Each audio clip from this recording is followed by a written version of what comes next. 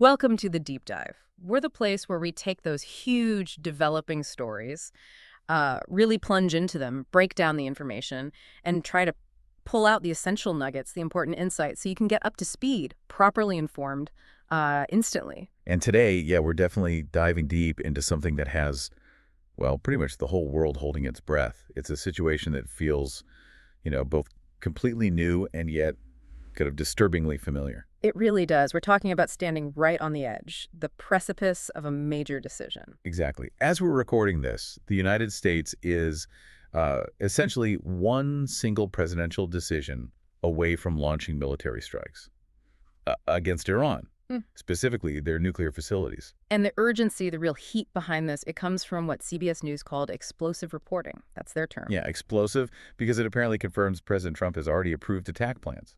Approved them. Approved them. Just let that phrasing sink in for a second. This isn't some think tank scenario, right? Yeah. The plans exist. They're detailed. Targets ticked out. The green light, at least for the plan, has been given. Right. So the question isn't if these plans are real anymore. The terrifying question is, will he actually give the order? Will he pull the trigger? It makes everything feel incredibly immediate. Absolutely.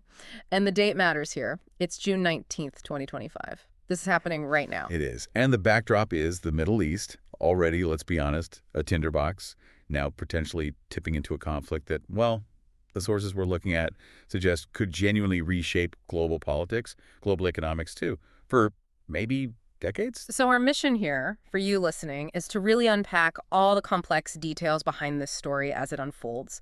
We want to distill the vital pieces of information, mostly from that CBS reporting, but also looking at the broader intelligence, the diplomatic moves, all to help you understand exactly what is at stake here, why this moment feels so critical, and, what it could actually mean for you wherever you are. It's a big one. It really is. Yeah. Okay, so let's start with the immediate crisis, the absolute heart of it, the thing that sent shockwaves, really, through diplomatic circles, military headquarters. It comes from these anonymous CBS News sources, high-level, reportedly very credible. Okay. And what did they reveal? They reveal that President Trump formally approved comprehensive military attack plans targeting Iran. This happened on Tuesday night. Comprehensive plan. So not just an idea, but actual detailed operations. That's the implication. We're talking operational blueprints, specific target lists, logistics. The whole framework seems to have gotten that presidential sign-off. And this seems absolutely crucial based on the reporting. He hasn't actually ordered the strike itself. Exactly. That's the critical nuance. The sources really stress this. He approved the plans, but he has not made that final, irrevocable decision to execute them. So it's like the missiles are ready, the planes are fueled, metaphorically speaking, but the launch button hasn't been pushed. Precisely. A green light for readiness, for having the option fully prepared, but not yet for activation. And according to a couple of senior intelligence sources CBS spoke to, this pause is deliberate. He's holding back intentionally. Okay, holding back. Why? Is it just indecision or is there a strategy there? Well, the interpretation from these sources is that it's part of a last chance ultimatum strategy. A last chance for Iran. Seems like it. The idea is he's giving Tehran one final, very narrow window, a chance to basically completely abandon its nuclear program, all of it. Wow. Okay. That really ramps up the immediate tension, doesn't it? Is this a genuine diplomatic opening or just the quiet before the storm? And that's the question everyone's asking. It puts the world in this incredibly precarious position, just watching, waiting, trying to figure that out. When you step back and just think about the stakes, I mean, they're just immense. Huge. The reporting uses some pretty stark language. It suggests, quote, nuclear war has never felt closer. That's terrifying language to hear from credible news sources. Is that hyperbole, do you think, or? It might sound like it, but it reflects the seriousness of this confrontation involving nuclear materials, involving ready military forces. It captures the mood, the fear that's out there. The whole world is watching this unfold. And the clock is ticking. You mentioned the ultimatum, the 2-week window we'll get into later. Yeah. It's not just a metaphor. There's a real deadline looming for a decision that, frankly, could change everything. It's a heavy, chilling moment, which brings us to a key part of those approved plans. The target. Why Fordow? Right. Iran has several nuclear sites. Why is Fordow the focus? Fordow isn't just any site. It's their most heavily fortified underground facility for enriching uranium. And crucially, it's built deep inside a mountain. near Qom, the holy city. Inside a mountain. Okay, so that immediately tells you hitting it isn't simple. Not at all. The sources are very clear on the challenge. You're not just dropping a bomb on a building. It's buried deep. Any strike needs serious penetration power. Specialized stuff. Stuff designed to go through rock, concrete, layers of defense. Fordow's design itself is a statement, isn't it? Making it as attack-proof as possible. Absolutely. And the urgency, the reason Fordow is likely the prime target now, ties directly back to what Iran is reportedly doing inside that mountain. Which is? The intelligence reports suggest they've been enriching uranium up to 60% purity. 60%. Okay, put that in context for us. How close is that to what's needed for a weapon? Well, civilian power plants usually use uranium enriched to maybe 3 to 5%. Yeah. Weapons grade is typically considered 90% or above. So 60% isn't weapons grade itself. Yeah. But getting to 60% is the really hard part. It's the biggest technical hurdle, the most time-consuming step in the enrichment process. Once you're at 60%, the jump to 90% is, relatively speaking, much quicker and easier. So they've essentially done the most difficult part of the climb towards potential weapons-grade material. That's the concern, yes. And it's not just a vague worry. European diplomats, citing assessments from the IAEA, that's the International Atomic Energy Agency, the UN's nuclear watchdog. Right, the inspectors. Exactly. They estimate Iran could now produce the fissile material for, quote, more than 9 nuclear bombs with the stockpile they currently have. More than 9. That's incredibly specific and alarming. It is. It's based on IAEA data, considered the gold standard. It doesn't mean they have 9 bombs built and ready. Let's be clear on that. Okay. But it means they have enough of the highly enriched uranium, the core ingredient, that if they decided to weaponize it, they could potentially build that many devices. So this puts them firmly in that category of a nuclear threshold state where they're right on the edge. Precisely. The time it would take them to actually build a weapon, if they made the political decision to do so, could be very short. Weeks, maybe. Not months or years. The IAEA's assessment is what makes this feel so immediate to policymakers in the U.S. and elsewhere. That really deepens the context. Okay, but here's something fascinating and maybe worrying in the reporting. There seems to be a direct contradiction within the U.S. government itself. Yes. You're talking about the president's view versus his intelligence chief. Exactly. The reports say President Trump consistently states his belief that Iran is very close to getting a nuclear weapon. That's his rationale for the tough stance. Right. But his own Director of National Intelligence, Tulsi Gabbard, testified to Congress back in March, quite clearly apparently, that Iran was not actively pursuing nuclear weapons at that time. Yeah, that contradiction is, well, it's significant. Raises some really big questions. Like how? How can the president and his top intel person be saying basically opposite things in public? Is it about the raw intelligence? Are they seeing different data? Or is it how they interpret the data? What does actively pursuing even mean versus just having the capability? Or is it politics? Is the president's view driving the policy, regardless of the formal intelligence assessment? That's certainly a question being asked. Right. Or maybe it's a genuine difference in strategic thinking about risk tolerance. But whatever the reason, this kind of visible split at the very top, it complicates everything. How so? Well, it makes the decision-making process seem less clear, less unified. It affects how allies perceive the situation, how adversaries like Iran react. If the U.S. government itself doesn't seem to have a single agreed-upon understanding of the threat, it makes the whole situation feel even more unpredictable, more volatile. Yeah, it definitely adds a layer of uncertainty when you're talking about decisions this huge. Okay, so while that internal debate might be happening, let's look at what's happening externally. The visible stuff. The military moves. Right, because the preparations are quite significant and they're not subtle. The military chessboard is definitely being set. What are we seeing specifically, according to the sources? Well, one major indicator. B-52 bombers, those huge long-range strategic bombers. They've been spotted landing at Diego Garcia. Diego Garcia. Remind us why that location is significant. It's a British-controlled island base, way out in the middle of the Indian Ocean. Its location makes it incredibly strategic for projecting power into the Middle East or Asia without many of the political hassles or geographical limits you get with bases closer in. Using Diego Garcia signals preparation for serious, long-range strike operations. A key strategic hub. Okay, what else? Air power isn't the only thing. The USS Nimitz Carrier Strike Group is reportedly sailing towards the Middle East right now. And a carrier strike group isn't just one ship. That's a massive deployment of force. It's huge. You've got the supercarrier itself, the Nimitz, plus cruisers, destroyers, probably submarines, and an entire air wing of, 70-plus aircraft. It's a floating fortress, capable of launching hundreds of attacks, controlling huge areas. Moving that kind of asset is a major statement of readiness and intent. So heavy bombers from a strategic base, a full carrier group moving into position. Anything else? Yes, aerial refueling tankers. The planes that let fighters and bombers fly longer distances, they're being positioned across Europe. The logistical backbone. Exactly. You need the tankers to support sustained air operations over the kind of distances involved in reaching Iran, especially somewhere like Fordow. Their deployment shows they're building the whole infrastructure needed, not just moving the strike assets. Okay, so the buildup is real. It's significant. Now, about hitting Fordow specifically, you mentioned it's deep inside a mountain. What does that mean in terms of capability? This is where it gets very specific and very telling.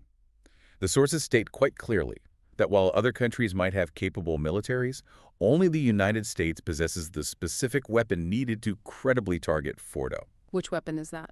We're talking about the 30,000-pound bunker-buster bomb. Its official designation is the GBU-57 Massive Ordnance Penetrator, or MOP. 30,000 pounds. That's enormous. It is. 15 tons. It's designed specifically for deeply buried, hardened targets like Fordow. Reports suggest it can penetrate something like 200 feet of reinforced concrete before detonating. Incredible. And how is it delivered? Not every plane can carry something that massive, surely. No.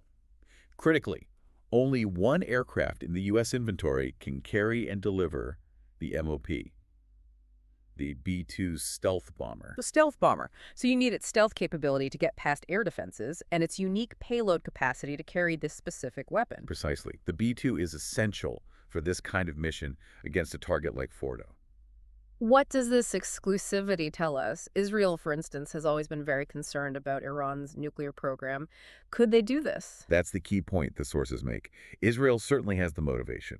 They see Iran's nuclear potential as an existential threat, and they've shown willingness to act militarily before, but they simply do not have the GBU-57 MOP, nor do they have the B-2 bomber. So if Fordow gets hit, it has to be the U.S. Unless there's some completely unknown capability out there, yes.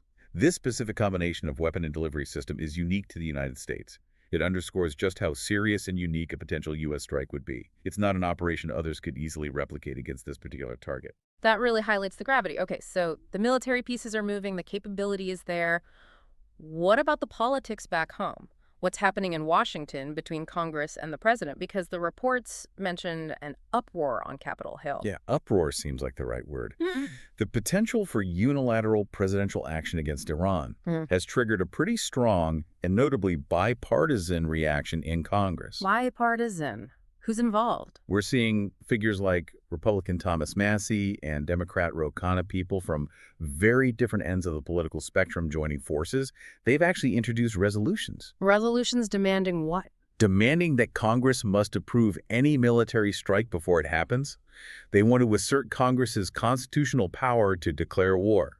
Massie was quoted directly saying very bluntly, "This is not our war." This is not our war. That's a strong statement, especially coming from a Republican in this context. It suggests real concern about getting drawn into another major conflict without legislative buy-in. Definitely. It taps into that deep-seated constitutional debate about war powers. But is the president listening? Is he waiting for Congress? Well, the reporting is pretty clear on this. No. President Trump is reportedly not waiting for congressional approval. Despite these resolutions, despite the debate, the White House seems to be moving forward based on its own interpretation of executive authority. So what's the legal argument there? Can the president just launch an attack like this without Congress? It's a complex legal debate, honestly, one that's been argued for generations. Legal experts cited in the reports point out that the president does have constitutional authority as commander-in-chief to take military action, especially if it's framed in certain ways. Framed how? Like defending allies, or perhaps more relevant here, preventing an imminent threat. The argument is that the president needs the ability to act swiftly in crises to protect national security. But defining imminent threat can be tricky, right? That feels like it could be open to interpretation. Exactly. That's often where the fight lies. How imminent does the threat need to be? What constitutes self-defense or defense of allies? These terms become the battleground in these power struggles between the executive and legislative branches. And the reporting draws a direct line to past conflicts here, doesn't it? It does, very explicitly. It says, quote, "The same debates that haunted the Iraq War are exploding again on Capitol Hill." The Iraq War. That comparison carries a lot of weight. The questions about intelligence, about presidential authority, about the rush to war, it all feels very familiar. It's almost unavoidable. That history, the memory of how the Iraq War started and unfolded, casts a very long shadow over this current debate. Lawmakers haven't forgotten the consequences of acting on disputed intelligence or without broad consensus or explicit authorization. So this isn't just a legal squabble. It's about the fundamental power to commit the nation to war, informed by very painful recent history. Precisely. It's this inherent tension baked into the U.S. system. The president's need for speed and decisiveness in foreign policy versus Congress's constitutional role in declaring war. And it's playing out right now with incredibly high stakes. Okay, so while Washington is debating these powers, what has Iran's reaction been to all this? They can see the military buildup, they hear the rhetoric. They surely aren't staying silent. Far from silent. The response has been swift, very clear, and completely uncompromising. Defiant, really. How so? What have they said or done? Well, first, Supreme Leader Ayatollah Khamenei himself weighed in almost immediately. He flatly rejected President Trump's demands, which were characterized apparently as demanding unconditional surrender regarding the nuclear program. Unconditional surrender. That sounds like language designed to provoke. It might be. Khamenei's reported response was unambiguous. He said Iran, quote, "does not negotiate under duress." Full stop. Does not negotiate under duress. So, a clear red line. Any hint of coercion and talks are off. That seems to be the message. It's rooted in their ideology, their history. It signals that pressure tactics, at least overt ones, are likely to backfire and lead to rejection, not concessions. Does that kill any chance for diplomacy then? It certainly makes it much harder, especially if the U.S. approach is perceived primarily as threats and demands. And Iran isn't just talking, they're outlining consequences. What kind of consequences? They've publicly announced plans for retaliation. Specifically, they've stated they are prepared to launch missile strikes against U.S. bases right across the Middle East. Against U.S. bases? Yes, if America joins Israel in any kind of military campaign against Iran, they've put that threat out there very publicly. And should we take that threat seriously? Or is it just, diplomatic saber-rattling? This is where the reporting gets particularly chilling. Iran's deputy foreign minister warned that if the U.S. intervenes, Iran would have, quote, "no other option but to use its tools to teach aggressors a lesson." Okay, strong words, but again, is it credible? According to the sources, yes. Absolutely credible. They emphasize this is not just diplomatic bluster. They state, quote, "Iranian missiles are already positioned and ready." Positioned and ready, that changes things dramatically, doesn't it? That's not a potential threat. That's an active posture. It signifies they aren't just talking about capabilities they might use. The implication is that missiles are deployed, possibly fueled, targeted, linked into command systems, just waiting for the order. And Iran has a lot of missiles ballistic crews capable of hitting U.S. facilities throughout the Gulf region. Saudi Arabia, UAE, Qatar, Bahrain, they're all within range. That is profoundly worrying. It means any U.S. strike wouldn't happen in a vacuum. There'd be an immediate, direct counterattack on American personnel and assets. That's the clear implication. The risk of regional escalation isn't theoretical. It's built into Iran's documented and reportedly prepared response.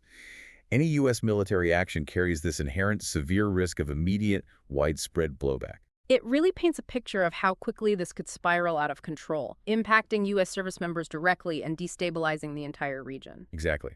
It wouldn't likely be a clean surgical strike. It risks triggering a much wider conflict with unpredictable consequences. Iran seems committed to using its asymmetric advantage, its missile arsenal, to counter U.S. air power. Okay, this is all sounding incredibly grim. Is there any potential way out of this escalating cycle? Any diplomatic efforts underway? Yes, thankfully. Amidst all the war talk and military posturing, there is a parallel track, a really intense diplomatic scramble happening right now.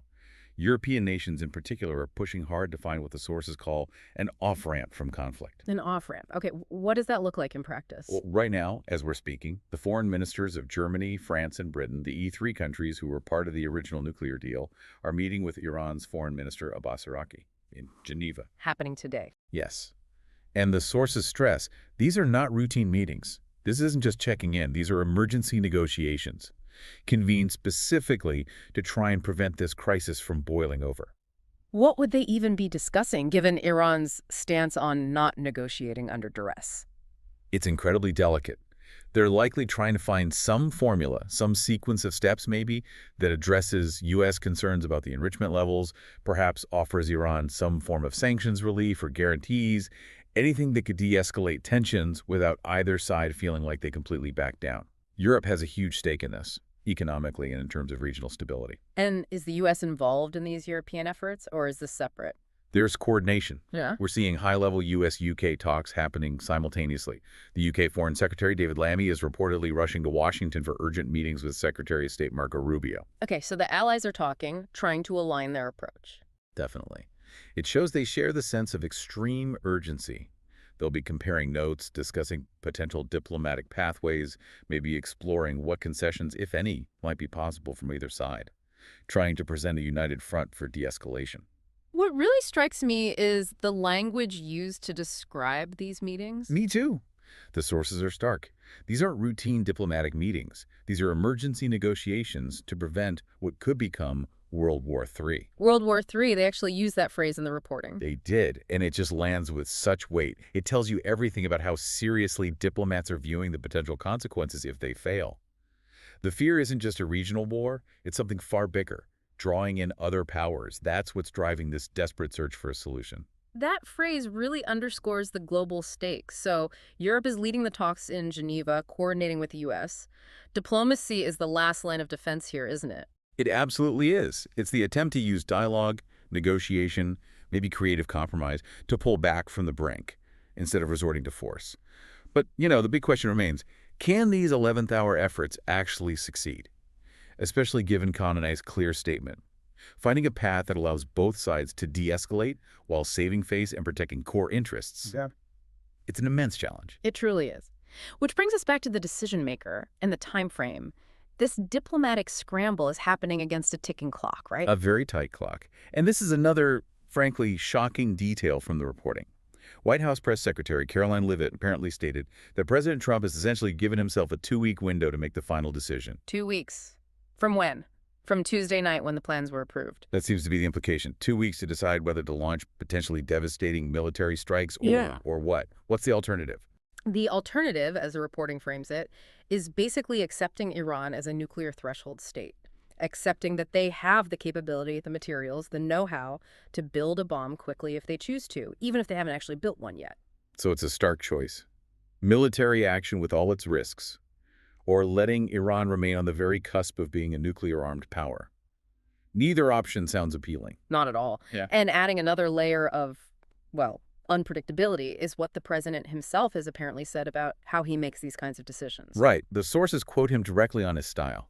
He apparently said, "I like to make the final decision 1 second before it's due because things change, especially with war." 1 second before it's due. So he keeps his options open right until the absolute last moment. That's what it suggests. A preference for maximum flexibility, waiting to see how things develop, whether it's intelligence, diplomacy, Iranian actions before committing.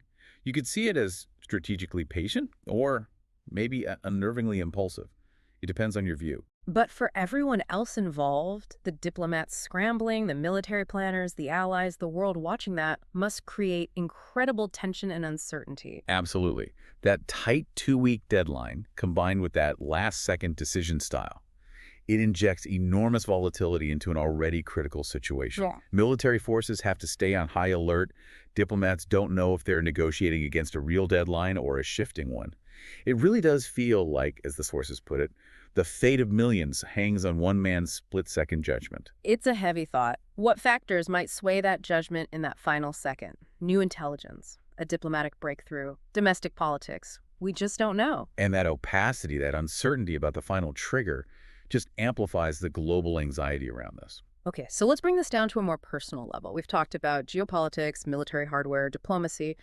But what does all this actually mean for you listening right now? Because this isn't just happening over there. No, the potential impacts are very real and could be felt globally quite quickly.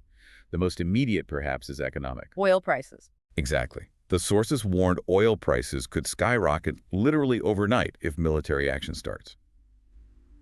Iran sits on the Strait of Hormuz, a critical choke point for global oil shipments. Any disruption there, or just the fear of disruption, sends shockwaves through energy markets. And that means Higher prices at the gas pump for you, higher transportation costs for everything you buy. It feeds into inflation, impacting your household budget, businesses, the whole global economy, really. So a direct hit to the wallet is a real possibility. What else? Beyond economics, there's the risk of much wider regional instability. We're not just talking about U.S. versus Iran. A conflict could easily ignite the whole Middle East. How so? Drawing in other countries. Potentially, yes. Think about Saudi Arabia, the UAE, Israel, regional rivals of Iran. Think about Iranian proxies like Hezbollah in Lebanon, militias in Iraq and Syria. A direct U.S.-Iran clash could trigger conflicts across multiple fronts, leading to chaos, potentially massive refugee flows, and long-term destabilization. And for military families, this must be an incredibly anxious time. Terribly anxious. Yeah. U.S. troops are already stationed across the region, often in close proximity to Iranian-backed forces. They're already potential targets. Direct conflict would put every single one of those service members at significantly increased risk.